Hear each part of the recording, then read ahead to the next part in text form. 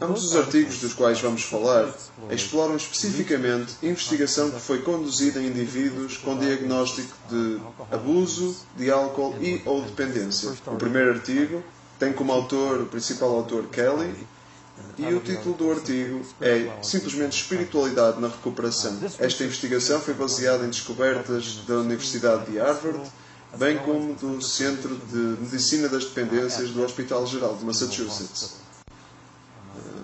Um destes estudos é verdadeiramente marcante, com certeza. E o que eles exploraram foi a assistência a reuniões dos Alcoólicos Anónimos e como isso afeta o curso da recuperação. O que eles descobriram neste estudo foi que a assistência às reuniões dos 12 Passos aumenta as práticas espirituais e, mais importante do que isso, as práticas espirituais estão intimamente relacionadas com uma recuperação bem-sucedida da dependência de álcool. Por práticas espirituais, eles entendem oração, meditação, leituras inspiracionais. Todos estes comportamentos aumentaram em indivíduos que estavam a assistir a reuniões dos Alcoólicos Anónimos. Não apenas a assistência às reuniões aumenta a espiritualidade, o que leva a uma recuperação bem-sucedida, mas também acrescenta vários outros fatores de saúde. Ajuda a criar um novo e mais saudável sistema social de suporte, aumenta as competências de gerir situações difíceis, por exemplo, situações em que surge vontade de consumir, também fornece um incentivo mais forte para as pessoas se manterem sóbrias, porque o grupo apoia a abstinência. É uma pressão do grupo, mas de uma forma positiva. Também descobriram que os indivíduos que assistem às reuniões têm menos predisposição para depressão. Isto acontece porque alguns indivíduos que estão a lutar contra a dependência do álcool realmente estão a usar o álcool para se automedicarem e aliviarem sintomas da depressão. Então é uma descoberta interessante que a assistência às reuniões diminui a depressão, enquanto que aumenta a sensação de bem-estar psicológico.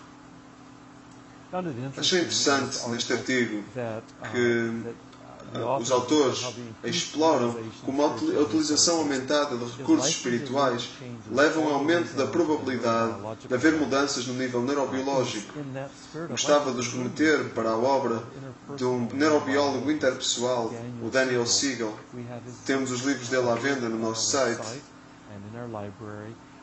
E, em particular, o livro que se chama O Cérebro Meditativo, que explora aquilo que acontece no nível neurobiológico e psicológico quando existe envolvimento em práticas espirituais como a meditação. O segundo artigo tem como título Mudanças na Espiritualidade predizem o sucesso na recuperação de alcoólicos. Esta investigação foi feita na Universidade do Michigan e, de alguma forma, complementa o primeiro artigo que eu mencionei. Robinson descobriu que mudanças positivas nos valores e práticas espirituais servem como fortes preditores do sucesso na recuperação. De facto, os preditores mais fortes têm a ver com a prática espiritual privada e pessoal, como a meditação e a oração.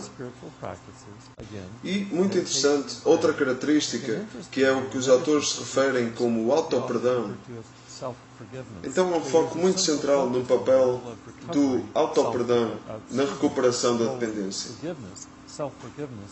De facto, há até quem use uma forma de meditação que tem como título a prática do perdão, sendo a ideia que, através desta prática, os indivíduos meditem sobre a necessidade de se perdoarem a si próprios por causa de erros cometidos durante a dependência de álcool, bem como formas de compensar os outros por erros cometidos contra os outros.